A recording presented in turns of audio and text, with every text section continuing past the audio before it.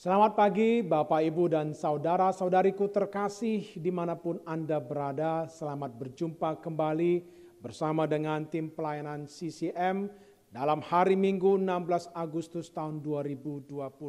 Bagaimana kabar Anda semua? Kami berdoa dan kami mengharapkan semua dari Bapak Ibu yang menyaksikan tayangan ini dalam keadaan baik.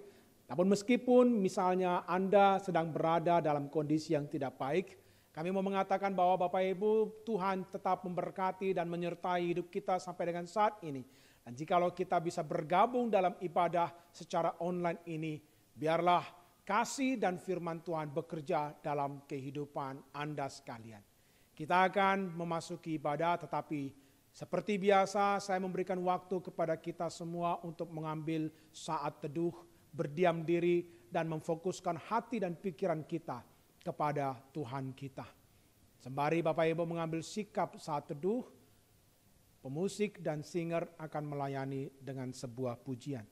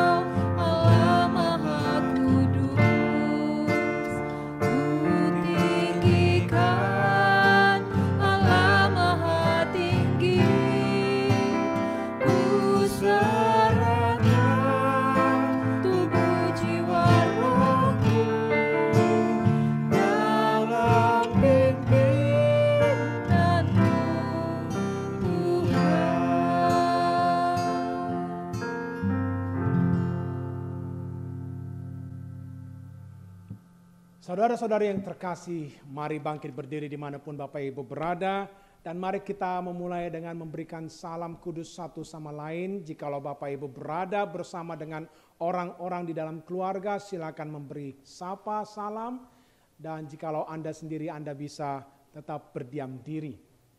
Saudara-saudaraku yang terkasih, tidak terasa kita telah sampai di tanggal 16 Agustus. Itu berarti besok Negara Republik Indonesia merayakan ulang tahun Dirgahayu yang ke-75. Dan saudara-saudaraku, patutlah kita sepanjang bulan ini kita mengingat kembali akan segala berkat dan rahmat daripada Tuhan Allah kita yang telah memerdekakan kita melalui perjuangan para pahlawan 75 tahun yang lalu purna dan telah mencapai puncaknya.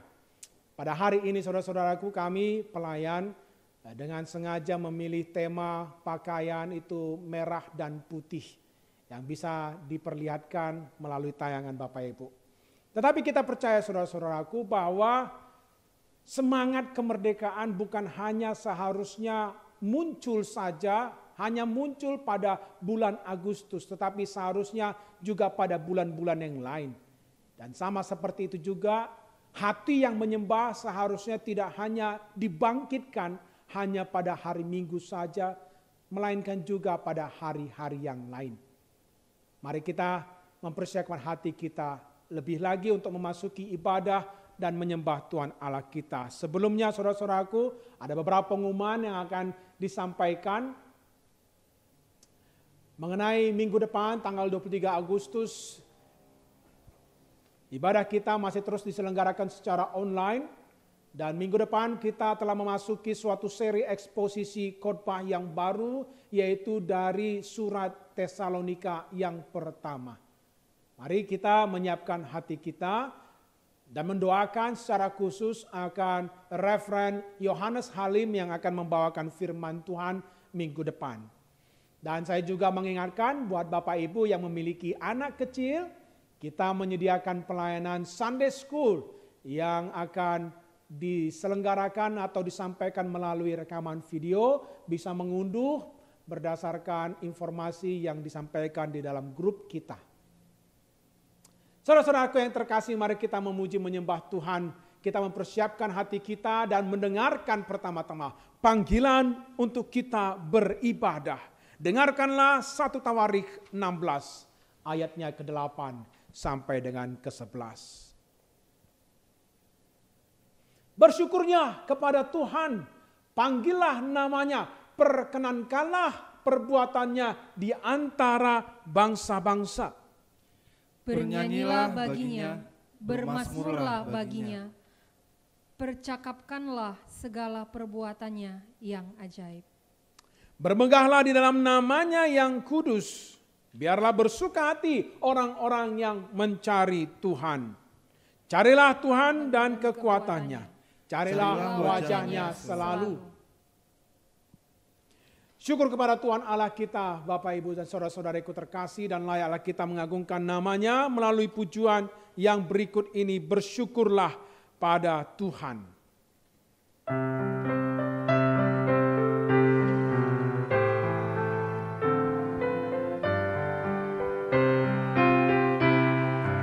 Bersyukurlah pada Tuhan, serukanlah namanya, bernyanyilah bagi Tuhan, mari bermazmurlah.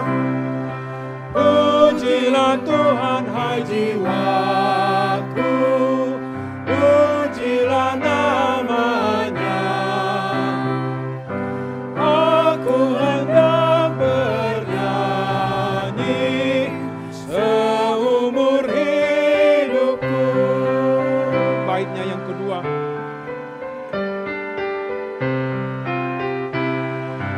Hatiku siap ya Tuhan, bernyanyi dan bermazmur, karena Engkau maha baik, setia dan benar. Pujilah, pujilah Tuhan.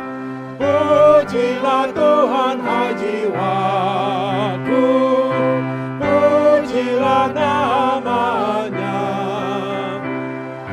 Aku hendak bernyanyi seumur hidupku.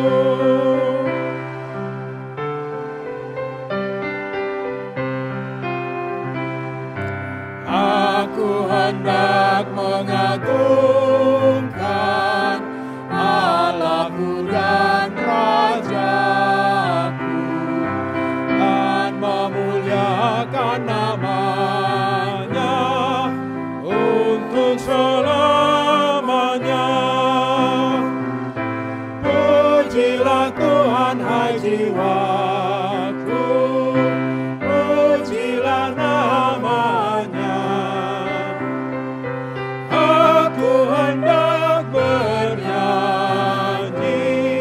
seumur hidupku. Marilah kita berdoa. Kami mengucap syukur kepadamu ya Tuhan Allah kami, sebab layaklah seluruh makhluk mengucap syukur kepadamu. Dengan kuasamu dan kasihmu telah Engkau nyatakan pemeliharaan, perlindungan, dan kasihmu yang begitu nyata di atas seluruh permukaan bumi ini. Engkau Tuhan layak dipuji. Dan terlebih Engkau amat sangat layak dipuji karena Engkau telah menyatukan dan mempersatukan kami semua di dalam Kristus Yesus, Anak-Mu yang tunggal itu, yang telah mati untuk menebus orang-orang pilihan-Mu. Dan pada waktu ini berkumpul di seluruh dunia untuk sekali lagi menaikkan pujian dan syukur kepadamu. Kiranya Engkau berkenan untuk mendengarkan suara kami ya Tuhan. Dan kiranya Engkau menilai hati kami dan berkenan kepadanya. Sebab Engkau telah menyertai kami sepanjang hari-hari ini. Terpujilah nama Tuhan. Biarlah Engkau senantiasa yang menyertai akan ibadah pada hari ini Tuhan. Dan biarlah kami semua dipimpin oleh Roh Kudus-Mu di sepanjang ibadah ini. Demi nama Tuhan yang hidup, kami telah berdoa. Amin. Bapak, Ibu, dan saudara-saudaraku, bagi kita yang masih kuat, mari kita tetap berdiri, dan Bapak Ibu yang sudah tidak kuat boleh silakan duduk kembali. Kita akan menaikkan pujian kita akan meneruskan penyembahan kita kepada Allah. Allah yang layak untuk dipuji, Allah yang maha besar. Tidak ada yang seperti Dia. Apakah Bapak Ibu percaya di sepanjang hari-hari kita sepanjang minggu ini, Dia tetap berkuasa, Dia tetap berdaulat atas apapun yang terjadi di atas muka bumi. Sebab kebesarannya tiada ternilai dengan ukuran manusia. Sebab keagungannya tidak dapat diukur dengan segala alat ukur di dunia ini.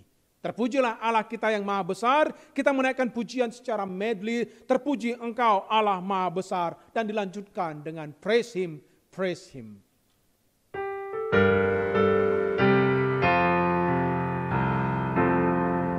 Terpuji Engkau Allah maha besar, karena Yesus telah bangkit dan hidup kekal. Haleluya, puji Tuhan. Haleluya, amin. Jiwa kami Kau jadikan segar abadi. Bait yang kedua dinyanyikan oleh kaum pria.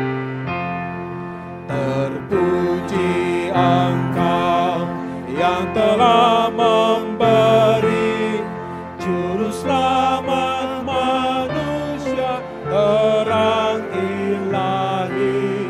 Haleluya, puji Tuhan. Haleluya, amin. Jiwa kami Kau jadikan segar abadi. Bait yang ketiga oleh kaum wanita. Dimuliakanlah Anak Domba Kudus yang mengorbankan diri jadi penebus. Haleluya, puji Tuhan. Haleluya, amin. Jiwa kami Kau jadikan segar abadi. Bait yang keempat, marilah kita bersama-sama sekali lagi menaikkan pujian. Berilah. Berilah Tuhan kasih abadi-Mu, jiwa kami penuhi dengan api-Mu. Haleluya. Haleluya, puji Tuhan. Haleluya, amin. Jiwa kami Kau jadikan segar abadi. Kita melanjutkan pujian kita menyanyikan praise Him, praise Him. Jesus our blessed Redeemer.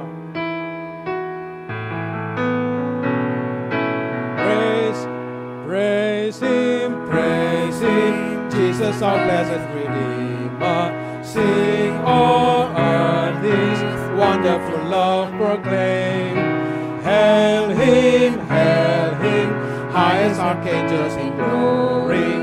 Strength and honor give to His holy name.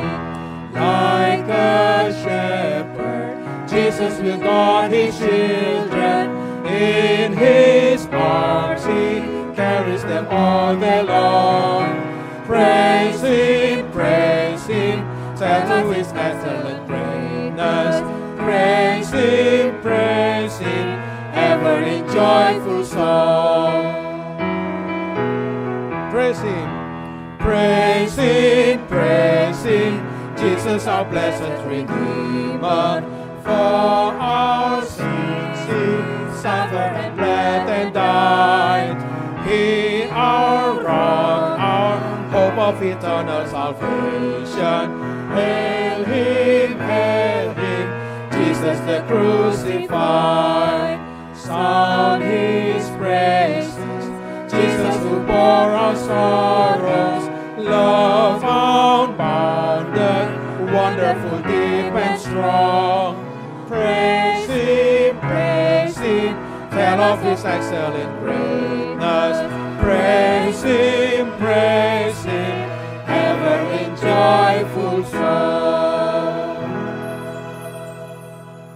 Segala pujian bagi Tuhan Allah kita yang layak dipuji. Bapak Ibu dipersilakan untuk duduk kembali.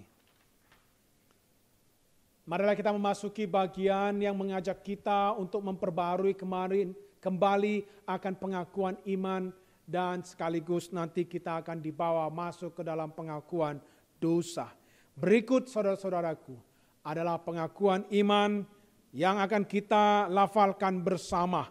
Hari ini telah sampai pada Katekismus Kecil Westminster pertanyaan ke-45 dan ke-46. Mari kita menyimak sambil kita membacakannya. Apakah perintah yang pertama? Perintah yang pertama adalah jangan ada padamu Allah lain di hadapanku. Apakah yang dituntut melalui perintah yang pertama itu? Perintah yang pertama menuntut agar kita mengetahui dan mengakui Allah adalah satu-satunya Allah dan Allah kita, dan agar kita menyembah dan memuliakannya. Mengertikah Bapak Ibu saudara-saudariku terkasih akan apa yang telah kita bacakan tadi? Saudara-saudaraku, ini adalah petikan daripada 10 perintah dan kita diajak untuk mengingat kembali akan perintah yang pertama. Mari saya mengingatkan kembali saudara-saudaraku bahwa perintah ini pertama kali diberikan kepada orang-orang Israel, umat Tuhan itu yang baru saja dibebaskan dari tanah perbudakan Mesir. Di Mesir ada puluhan atau ratusan dewa-dewi yang disembah oleh orang-orang Mesir, yang diakui sebagai Allah bagi mereka. Kepada mereka, orang-orang Mesir ini memberikan persembahan dan menggantungkan hidupnya kepada Allah-Allah yang tidak berdaya itu. Tetapi Allah memberikan suatu kenyataan dan mengungkapkan apa yang sebenarnya. Bahwa sesungguhnya penguasa langit dan bumi hanyalah Allah saja yang memperkenalkan dirinya di perjanjian lama sebagai Tuhan Yahweh, Allah yang hidup, Allah Abraham, Ishak dan Yakub. Dan sekarang di perjanjian baru menyatakan dirinya melalui pribadi Kristus Yesus anak Allah yang telah berinkarnasi menjadi manusia. Kitalah umatnya, marilah kita menggantungkan hidup kita kepada Tuhan Allah kita dan tidak menggantungkan diri kita kepada segala personifikasi dewa-dewi di dunia zaman ini. Mari kita memasuki sekarang saudara-saudaraku akan pengakuan dosa secara komunal. Mari kita membacakan apa yang tertera di layar Bapak Ibu, bukan hanya sebagai sebuah lafalan tetapi juga merupakan doa kita di hadapan Tuhan. Mari kita berdoa. Allah yang kudus dan penuh belas kasihan, di hadirat-Mu kami mengakui dosa, kelemahan dan pelanggaran kami kepadamu. Engkau sendiri tahu betapa seringnya kami berdosa dengan menyimpang dari jalan-jalan-Mu, menyia-nyiakan karunia-Mu, melupakan kasih-Mu. Berbelas kasihanlah kepada kami, ya Tuhan, sebab kami malu dan menyesal atas semua yang telah kami lakukan yang tidak berkenan kepadamu. Ampunilah kami dan tolonglah kami hidup mengikuti terang firman-Mu dan melangkah di jalan-Mu. Demi Yesus Kristus, Juru Selamat kami. Amin. Saya memberikan waktu bagi Bapak Ibu saudara-saudariku terkasih untuk mengambil waktu pengakuan dosa secara pribadi. Mari kita berbicara dan mengungkapkan di hati kita. Mari kita mengizinkan Roh Kudus untuk menyingkapkan yang tersembunyi di dalam hati hidup kita.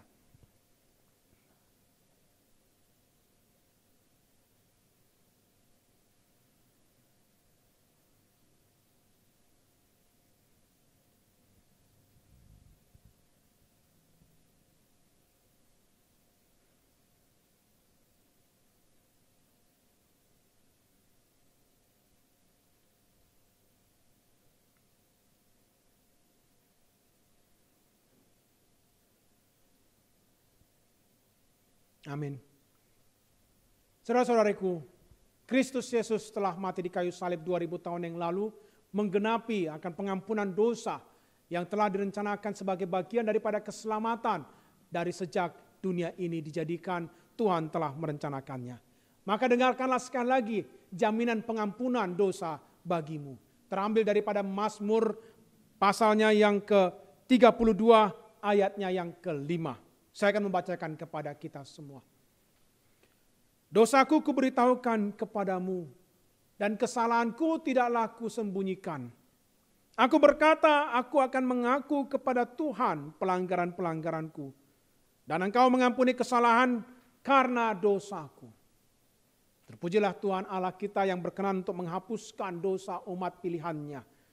Mari kita sekali lagi saudara-saudaraku, sebagai umat tebusan Kristus Yesus, menyatukan hati kita dan menaikkan pokok-pokok doa kita dalam doa syafaat. Mari kita berdoa. Tuhan Allah kami, Engkau telah menghapuskan dosa umat-Mu.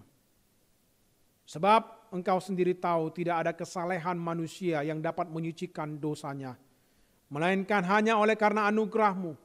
Dan Engkau telah meteraikan itu dengan karya salib-Mu ya Tuhan Yesus. Terima kasih sekali lagi kami menaikkan ucapan syukur kepadamu atas semua yang telah Engkau lakukan dan yang masih akan Engkau lakukan dalam kehidupan umat-Mu di tengah-tengah masa pandemi ini khususnya yang terus berlarut-larut. Tuhan, kami menaikkan doa-doa ini oleh karena kami percaya bahwa di dalam nama-Mu kami dapat menaikkan doa-doa kami kepada Bapa. Tuhan, Engkau sendiri melihat akan situasi pada zaman ini, di mana terus pandemi atas virus COVID merajalela, tetapi kami telah mendengar kabar beberapa negara, 1 atau 2 laboratorium telah berhasil untuk menemukan vaksin COVID. Dan kami mengucap syukur Tuhan. Dan sekarang kami menantikan supaya vaksin itu boleh diproduksi massal dan dibagi-bagikan. Tuhan, kami bergumul supaya tidak begitu lama lagi semua penyakit ini bisa sirna dari tengah-tengah kami. Dan kami boleh bisa beraktivitas secara normal tanpa khawatir lagi.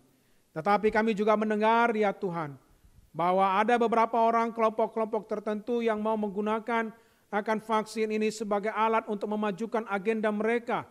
Ada sesuatu yang tersembunyi yang hendak mereka lakukan dengan menunggangi distribusi vaksin ini. Tuhan, Engkau mengamati segala sesuatu dan Engkau tahu Tuhan strategi manusia. Tolonglah umat-Mu Tuhan untuk terus berjaga-jaga, tolonglah umat-Mu Tuhan supaya dapat dilepaskan daripada segala tipu muslihat di tengah-tengah pandemi ini. Tuhan yang selamatkan umat-Mu. Juga kami berdoa Tuhan, sebagai umat Tuhan di negeri ini kami tidak bisa menutup mata kami terhadap segala perkembangan berita di mancanegara. Dan terus juga secara berlarut-larut, perang dagang Amerika Serikat dan China, dan juga sekarang diikuti oleh berbagai macam perang yang lain. Perang dagang telah beralih menjadi perang yang bersifat fisik. Kami berdoa ya Tuhan agar kiranya Engkau membukakan mata kami, memberi kami hikmat untuk tahu menempatkan posisi, untuk tahu bagaimana kami harus menjalani kehidupan kami di tengah-tengah segala deru perang itu Tuhan. Engkau sendiri yang telah mengatakannya, bahwa menjelang akhir zaman, semua deru perang itu dan semua kabar-kabar yang menakutkan itu akan datang. Dan yang dibutuhkan adalah ketabahan dan iman daripada orang-orang kudus-Mu. Maka peliharalah Tuhan gereja-Mu di tengah-tengah zaman ini Tuhan yang semakin tidak menentu. Biarlah Tuhan umat-Mu mengetahui apa yang terbaik yang harus dilakukan dalam masa-masa ini. Biarlah umat-Mu Tuhan tidak digoncangkan, diombang-ambingkan di tengah-tengah laut yang menderu ini. Tetapi Engkau Tuhan memegang tangan kami satu persatu. Engkau Tuhan yang mengarahkan hati kami Tuhan tetap berpaut kepadamu. Tolonglah umat-Mu Tuhan. Dan kami juga terus Tuhan berdoa untuk keadaan di negeri kami sendiri ini. Di tengah-tengah dalam situasi kami sebagai warga negara secara jasmani di Indonesia ini. Kami juga Tuhan mengharapkan yang terbaik kesejahteraan bagi negeri kami, bahkan bagi kota kami. Engkau yang tahu juga Tuhan akan situasi perekonomian belakangan ini yang semakin memburuk. Dan kami tahu Tuhan bahwa dampak daripada pandemi ini sangat memukul bagi beberapa orang. Beberapa orang telah kehilangan pekerjaan, beberapa orang kehilangan bisnisnya, beberapa orang Tuhan tidak tahu bagaimana lagi harus melanjutkan hidupnya Tuhan di atas muka bumi ini karena satu dan lain hal. Kami berdoa secara khusus buat mereka yang sudah berada di ujung jurang dan mereka hendak mengakhiri hidupnya. Tuhan, Engkau yang beranugerah kepada mereka. Kami melihat Tuhan situasi pada saat ini semakin mencekam dan semakin menakutkan. Tetapi biarlah Tuhan kasih-Mu semakin Engkau curahkan, Engkau nyatakan Tuhan di tengah-tengah bangsa ini. Berkati akan pemimpinnya Tuhan. Berkati Pak Jokowi, berkati Wakil Presiden, berkati segenap jajaran pemerintahan pusat dan bahkan sampai di daerah. Untuk bagaimana merumuskan kebijakan-kebijakan yang terbaik demi untuk menyelamatkan nyawa orang-orang Tuhan yang sedang berada di ujung tanduk itu. Tuhan, Engkau sendiri Tuhan yang berbelas kasihan bagi orang-orang Tuhan yang telah kehilangan harapan. Biarlah Tuhan Engkau juga yang membangkitkan mereka Tuhan. Memberikan harapan baru dan penghiburan kepada mereka. Dan beri juga kuasa kepada gereja-Mu Tuhan. Sebagai saksi-Mu di tengah-tengah situasi di dalam negeri ini Tuhan. Supaya kami boleh mempunyai keberanian untuk menjadi saluran berkat. Untuk menjadi saluran pengharapan. Memberitakan Injil, memberitakan kabar baik, memberitakan pengharapan kepada mereka yang sudah hampir kehilangan harapan. Biarlah kami Tuhan boleh bergerak dengan nyata. Bukan hanya dengan omongan saja. Tuhan berikanlah Tuhan dorongan dan kekuatan-Mu Tuhan. Bagi umat-Mu Tuhan di negeri ini. Tuhan, kami juga berdoa untuk lingkup yang di tengah-tengah kami sendiri. Di antara jemaat-Mu Christ Chapel Manado, ada beberapa yang juga mengalami sakit penyakit. Ada beberapa yang mengalami kelemahan tubuh. Bukan apa yang seperti ditakutkan oleh orang-orang, melainkan penyakit yang lain. Tuhan, Engkau sendiri tahu siapa mereka. Kami berdoa Tuhan agar kiranya Engkau berbelas kasihan. Engkau tahu Tuhan apa rencana-Mu bagi setiap daripada mereka. Jikalau memang Tuhan menghendaki Engkau bisa menghapuskan segala sakit penyakit itu. Engkau Tuhan bisa mengangkat segala sumber biang daripada penyakit itu. Tetapi bila mana Tuhan Engkau masih mengizinkan selama waktu tertentu. Umat-Mu masih harus menderita penyakit itu. Biarlah Engkau memberikan kekuatan. Dan biarlah Tuhan Engkau memberikan waktu-waktu ini sebagai waktu-waktu untuk bergumul secara pribadi dengan Engkau Tuhan. Biarlah Tuhan umat-Mu semakin berjaga-jaga dalam keadaan sukacita maupun keadaan dalam berduka. Tuhan Engkau yang menolong kami semua. Pimpin juga Tuhan, mungkin ada di antara kami yang sedang bergumul karena didapati positif. Mengidap akhirnya virus yang ditakuti itu. Tuhan Engkau yang tidak memutuskan harapannya, melainkan Engkau Tuhan mengirimkan orang-orang kudus untuk menguatkannya, untuk memberikan kepadanya penghiburan, bahkan seluruh keluarganya juga Tuhan. Pikiran kami naik kepada orang-orang yang Engkau sendiri tahu Tuhan siapa namanya. Dan biarlah mereka Tuhan ketika menyaksikan akan siaran ini, menyaksikan kembali ibadah ini dan mengikutinya. Engkau sendiri bekerja dalam hati mereka, Engkau yang mengangkat hati mereka kepadamu, Engkau yang memberikan penghiburan itu kepada mereka dan khususnya melalui pemberitaan khotbah yang sebentar akan kami dengarkan. Urapilah Tuhan pemberitaan-Mu pada pagi hari ini supaya kami semua boleh kembali dikuatkan memasuki hari-hari yang gelap ini. Terpujilah nama Tuhan. Banyak lagi Tuhan yang perlu kami naikkan ke hadapan-Mu, tetapi Engkau mengetahui segala sesuatu, bahkan keluhan-keluhan yang tidak terucapkan. Tuhan, kami berdoa dan kami mau menutup semua doa ini dengan satu doa yang Tuhan sendiri ajarkan untuk mengingatkan kami agar kami tidak berdoa menurut kehendak kami sendiri, melainkan berdoa mencari kehendak-Mu senantiasa. Mari Bapak, Ibu, dan saudara-saudaraku, kembali kita menaikkan doa Bapa kami. Bapa kami yang di surga, dikuduskanlah nama-Mu, datanglah kerajaan-Mu, jadilah kehendak-Mu di bumi seperti di surga. Berilah kami pada hari ini makanan kami yang secukupnya. Dan ampunilah kami akan kesalahan kami seperti kami juga mengampuni orang yang bersalah kepada kami. Dan janganlah membawa kami ke dalam pencobaan, tetapi lepaskanlah kami Tuhan daripada yang jahat. Karena Engkaulah yang punya kerajaan dan kuasa dan kemuliaan sampai selama-lamanya. Amin. Saudara-saudaraku yang terkasih, sekarang waktunya bagi kita untuk memberikan persembahan, dan persembahan bisa diberikan melalui transfer dengan nomor yang tertera di layar Bapak Ibu Saudara sekalian. Mari kita persiapkan gadget kita, mari persiapkan akan saldo kita, dan mari kita memberikan dengan sukacita. Dan sembari kita menaikkan pujian dengan sukacita, kita juga memberikan dengan sukacita. Mari kita menaikkan pujian berikut, hitung berkat-Mu satu persatu.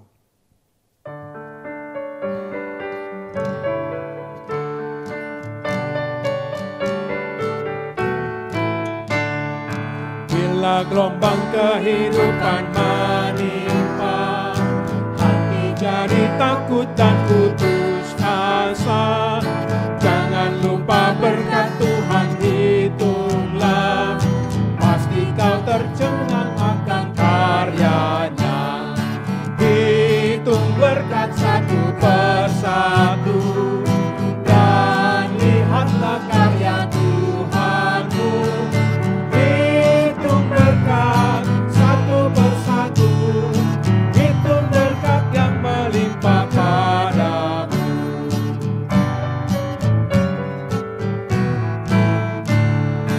Adakah berat bebanmu menekan, dan salib yang kau pikul melelahkan? Hitung berkatnya pastilah kau lega, kau kan bergirang dan terus memujinya. Hitung berkat satu persatu, dan lihatlah karya Tuhanmu. Hitung berkat satu persatu, hitung berkat yang melimpah padamu.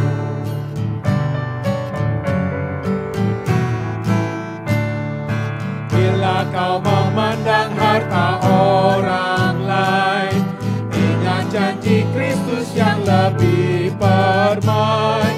Hitung berkat Tuhan yang tak terbeli, pahala di surga yang tak terperi.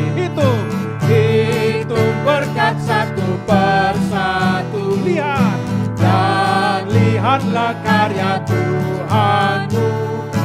Hitung berkat satu persatu. Bapak Ibu yang sudah memberikan persembahan, mari saya ajak kita untuk bangkit berdiri sambil kita melanjutkan bait yang keempat.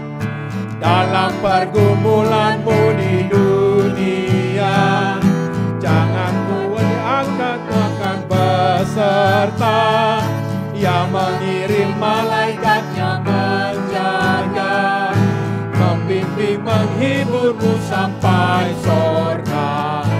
Hitung berkat satu persatu, dan lihatlah karya Tuhanmu. Hitung berkat satu persatu, melimpah padamu. Hitung berkat satu persatu, hitung berkat yang melimpah padamu. Hitung berkat yang melimpah padamu. Hitung berkat yang melimpah padamu.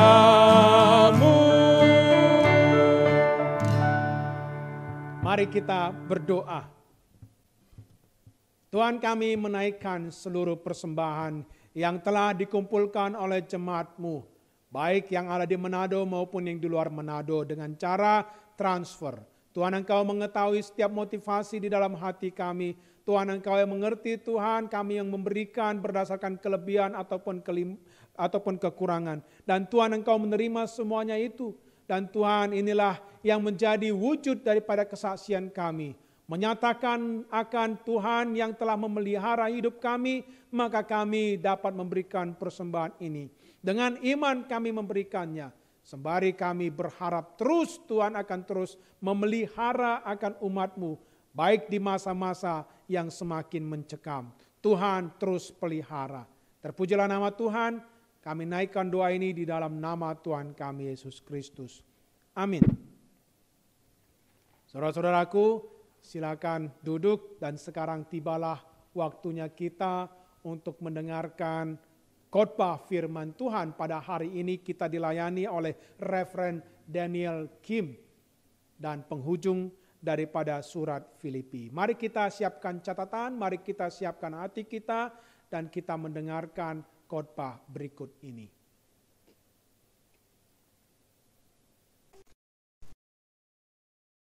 Good morning, everyone. Happy Sunday, as we say in Christ Chapel. Today I was supposed to be at Christ Chapel Manado to worship with you, but unfortunately due to COVID-19, I am unable to join you in physical worship with you all. But I do so in spirit by sending you this recorded sermon. Today we're going to continue our passage and actually bring to an end the letter to the Philippian church.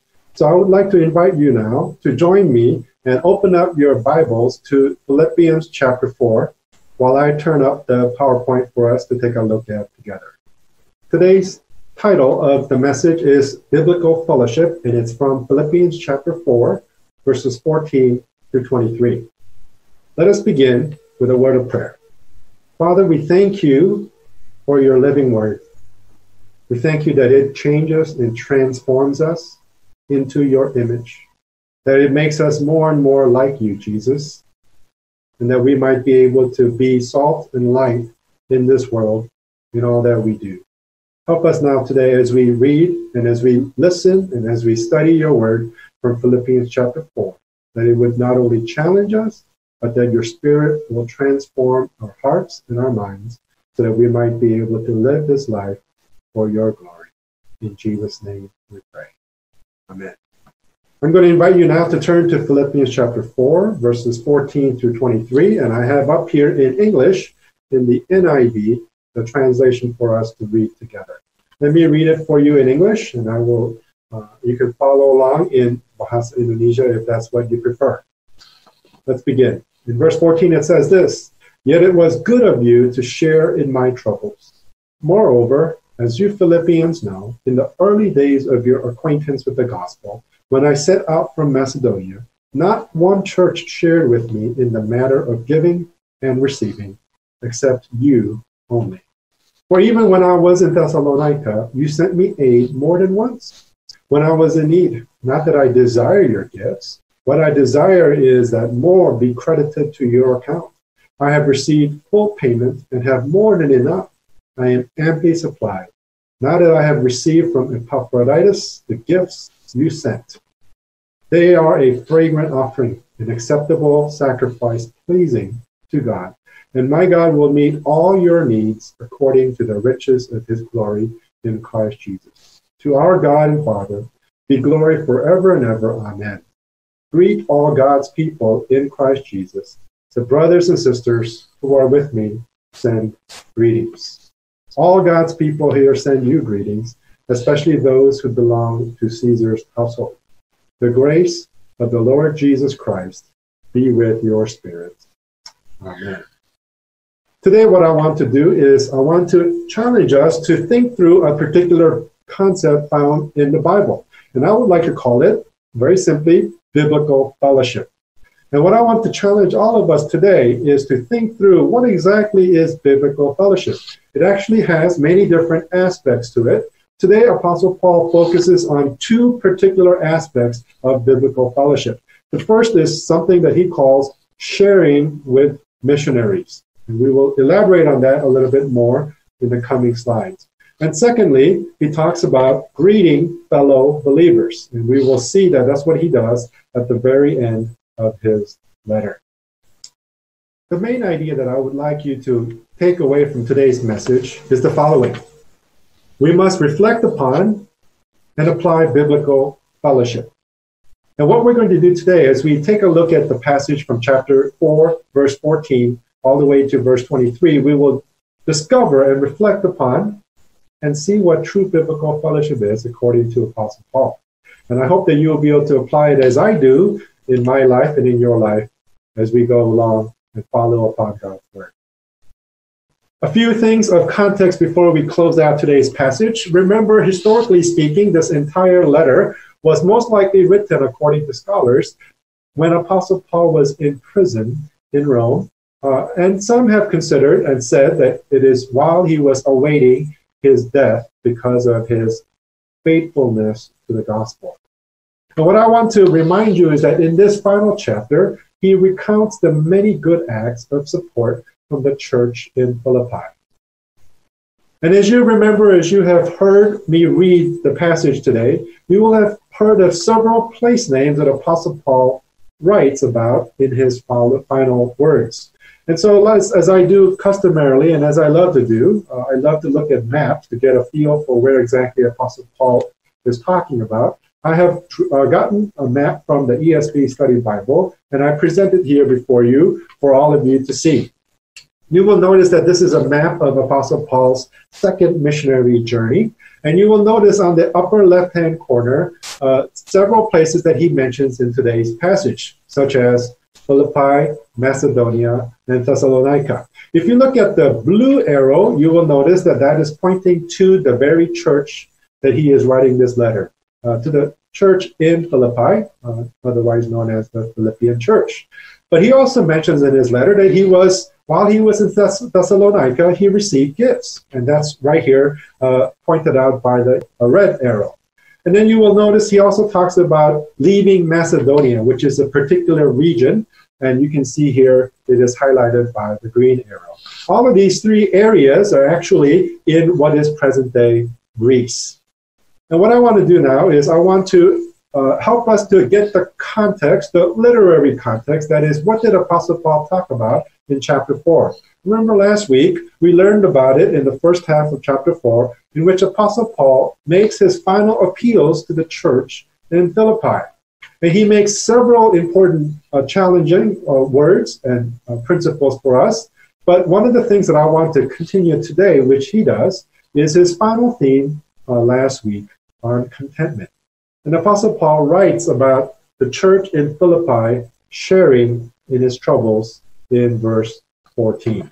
Today's passage, there are essentially two sections. The first one is his concept or teaching on sharing. That's what we will later learn to be known as biblical fellowship.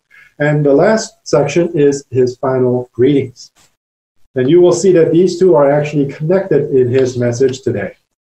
So let's take a look at the first section. The first section is found in verses 14 to 20. And I have labeled this the various facets of fellowship, or what he calls sharing. In verses 14 through 20, Apostle Paul gives us actually 4 principles for us to think through about this particular aspect of sharing. The first one is found in verses 14 through 15. And he says this, or he challenges us to think about it this way. We support missionaries because it is right, not because others are doing it. And you will notice here in verses 14 to 15, Apostle Paul writes this. He says, yet it was good of you, you being the church in Philippi, to share in my troubles. Moreover, as you Philippians know, in the early days of your acquaintance with the gospel, when I set out from Macedonia, not one church shared with me in the matter of giving and receiving, except you only. Apostle Paul is greatly encouraged. He is greatly encouraged by the clear concept of biblical fellowship that the church in Philippi had. And they recognized immediately that in order to have biblical fellowship, one of the things that they ought to do, that is, one of the things that is right, is to share in the troubles of those who are serving the gospel. And so you will notice here in verse 15, Apostle Paul makes very clear that nobody else, no other church that he had founded was supporting him except the church in Philippi. The second facet of biblical fellowship that Apostle Paul is teaching us is actually found in verses 16 and 18, and that is that we ought to support missionaries regularly.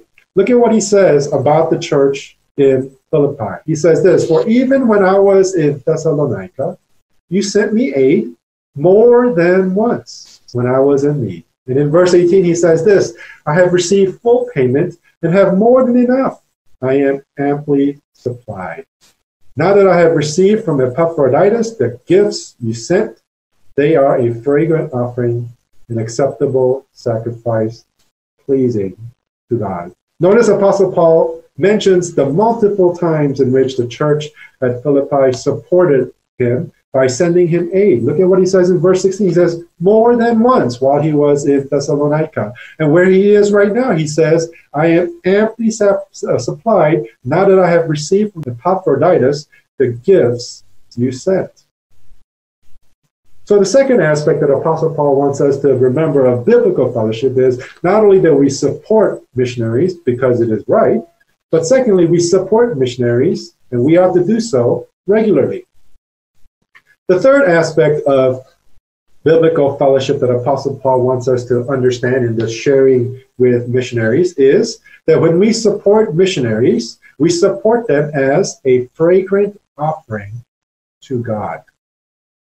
Notice what he says in verse 18 at the very end. He says, "These gifts are a fragrant offering, an acceptable sacrifice, pleasing to God." That is, when we give, when we share in the troubles, when we support missionaries, we ought to do so as an offering to God.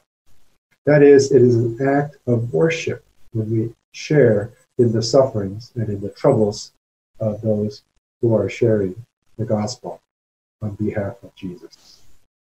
And the fourth thing that we want to remember is that Apostle Paul teaches us that God's response to our support, our biblical fellowship with fellow missionaries and other missionaries all over the world, is that God will meet all of our needs. Notice what he says in verse 19.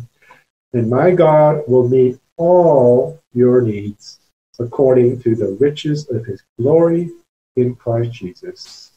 And in verse 20, he closes with this praise to God, "To our God and Father, be glory forever and ever. Amen."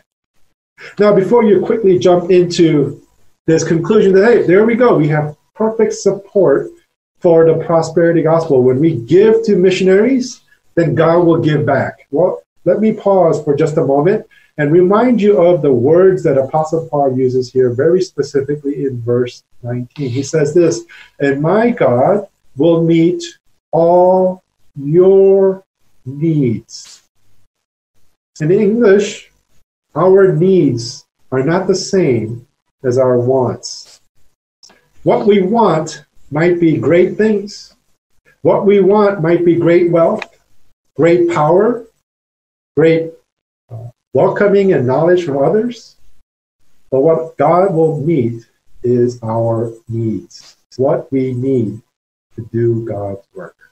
What we need to do God's fellowship. What we need to follow after God and to bring him glory. What I want to pause for just a moment here is to challenge you, is to help you to understand. As a missionary kid, my parents are in their 44th year of doing missions in Thailand. And I grew up as a child who was the recipient of such wonderful benefits from people who shared in the ministry of my parents. And I must say that even though there were times that were difficult for us as a family, there was never a day when we went hungry. There was never a day when I was naked because I didn't have money to buy clothes. There was never a day when I was sick because I was malnourished. And that is an example of biblical fellowship that people have practiced. And I myself am a recipient of that ever since I was a child. My father once told me, he said, people who give large offerings, he appreciates. But the people that he appreciates the most are those who faithfully and regularly give an offering. And he said he has one such person who has shared in his troubles in the 44 years of ministry. And he is ever grateful and thankful for this person's faithful and regular giving. And brothers and sisters, that is my challenge to all of us. Apostle Paul challenges us that it is right as Christians to share in the troubles of those who are missionaries all over the world. He tells us to do so regularly. That is, don't just give once, but to give regularly.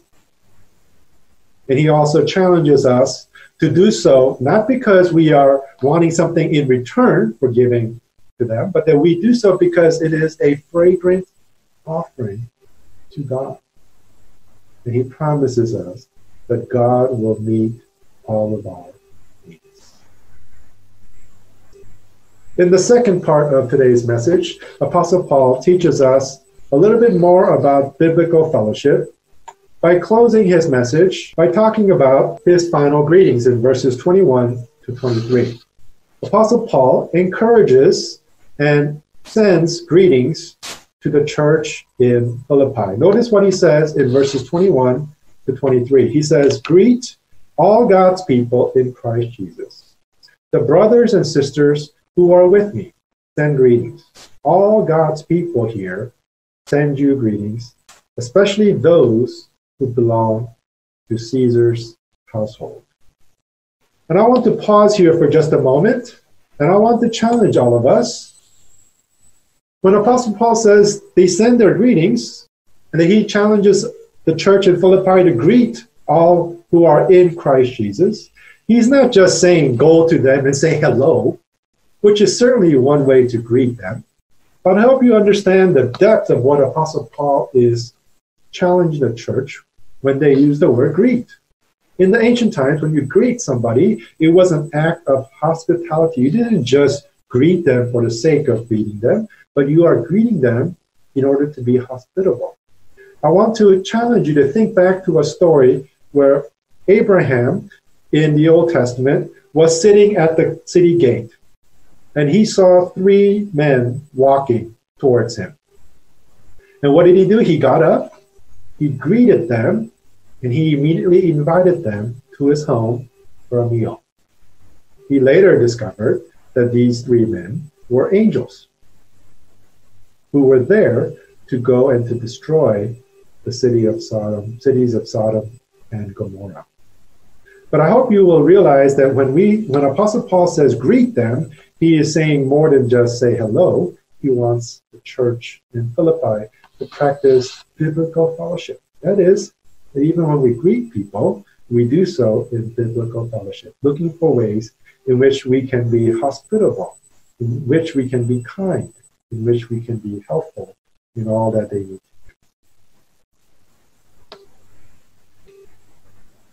What I want us to do now is to spend a few moments in application of God's word.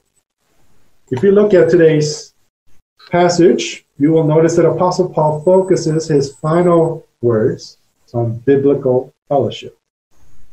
And those of you who might know who I am, will know that I enjoy doing this part of the sermon because application is just as important as understanding the passage.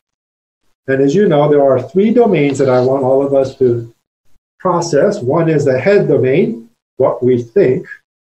The second is the heart, what we feel, and the will and conviction for us. And lastly, our hands. What are we going to do with our hands? And today, because the topic is on biblical fellowship, I'm going to challenge us to consider what is our understanding of biblical fellowship. Has today's message helped us to think through what biblical fellowship is? It is more than just simply saying hello. It is more than simply just being concerned about somebody. It is actually actively participating in the needs of those around us and even beyond us. Apostle Paul is so thankful.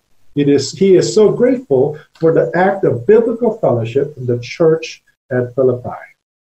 What is our understanding of biblical fellowship. That's the head, our way of thinking. What about our heart? Do we sense God's call to support one another? Do we really strongly feel God's conviction? Do we have a will within us to support one another? Whether it's those around us in our vicinity or those who are far away serving God and doing mission work in different countries and different places. One of the great opportunities we have here in Indonesia is that because it is a nation of islands, it is so common for there to be missionaries all over the islands.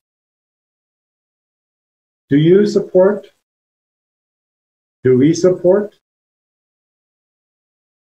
My question is, does Christ Chapel support missionaries who are in these various countries and various islands, serving God and serving God's kingdom?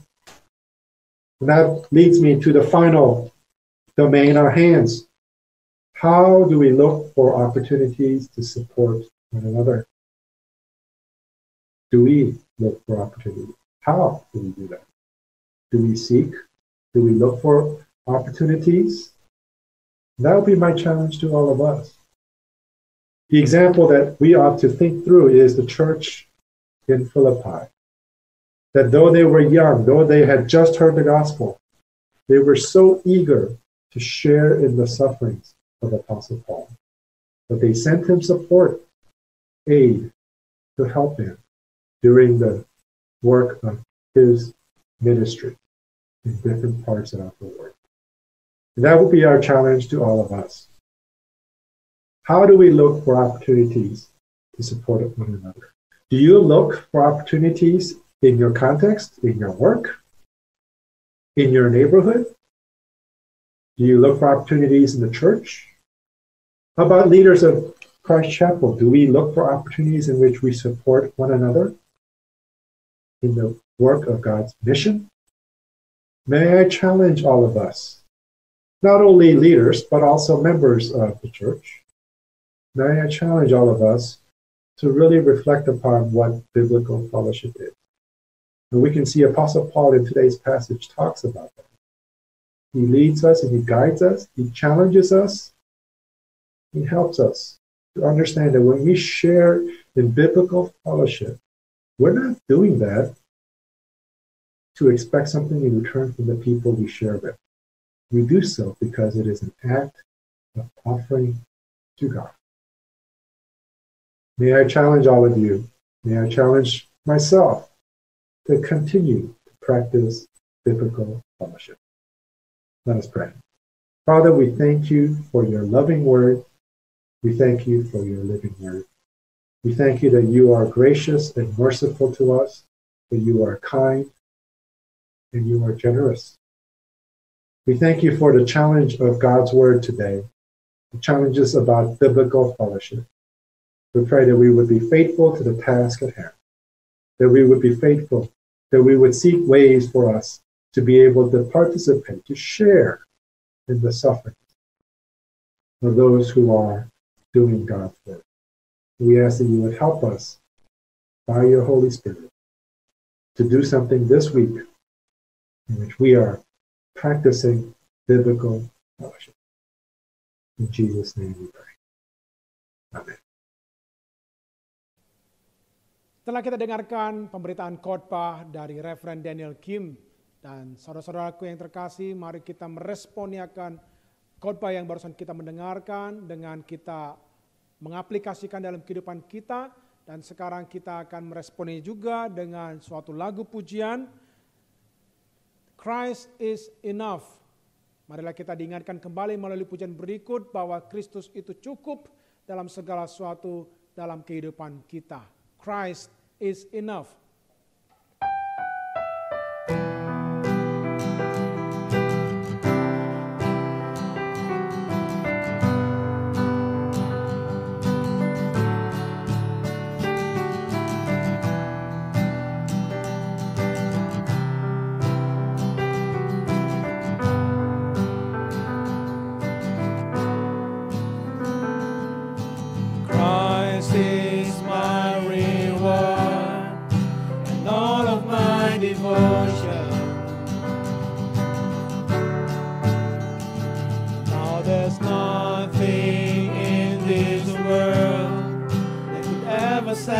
satisfied. Through every trial, my soul will sing, no turning back. I've been set free. Christ is enough for me. Christ is enough for me. Everything I need is in you. Everything I need. Christ my all. Christ my all in all. The joy of my salvation. And this hope will never fail. Heaven is our home.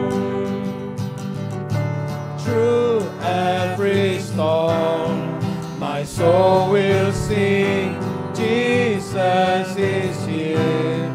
To God be the glory. Christ is enough for me. Christ is enough for me. Everything I need is in you. Everything I need. Christ is enough for me. Christ is enough for me.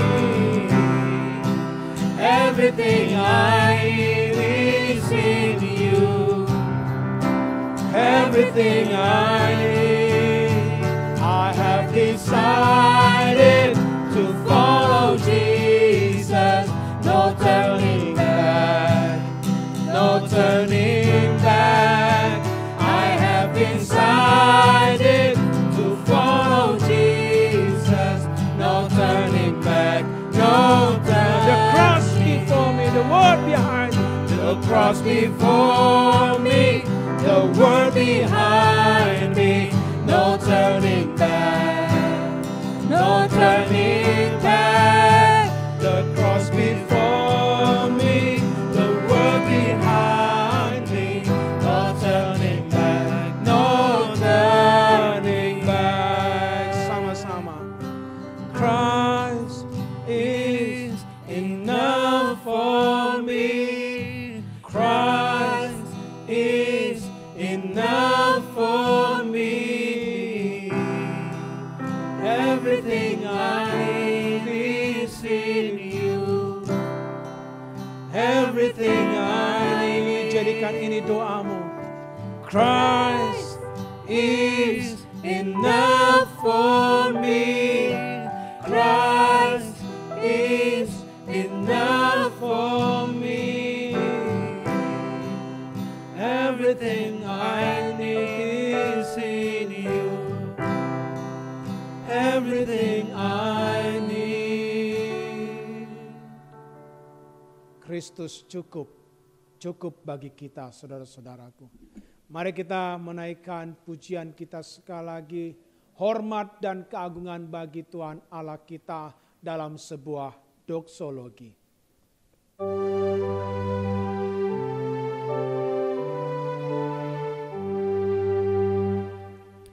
Puji Allah sumber berkah. Puji Dia semua ciptaan. Puji Dia segenap malaikat.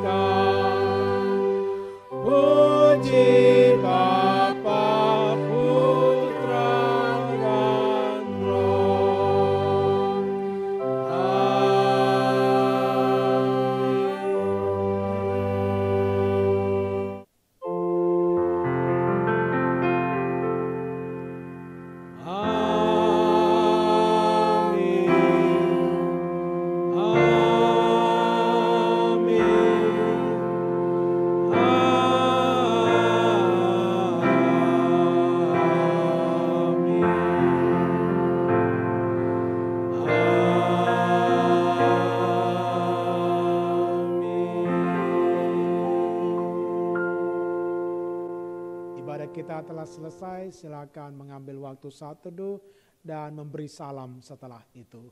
Selamat hari Minggu, Tuhan Yesus memberkati kita semua.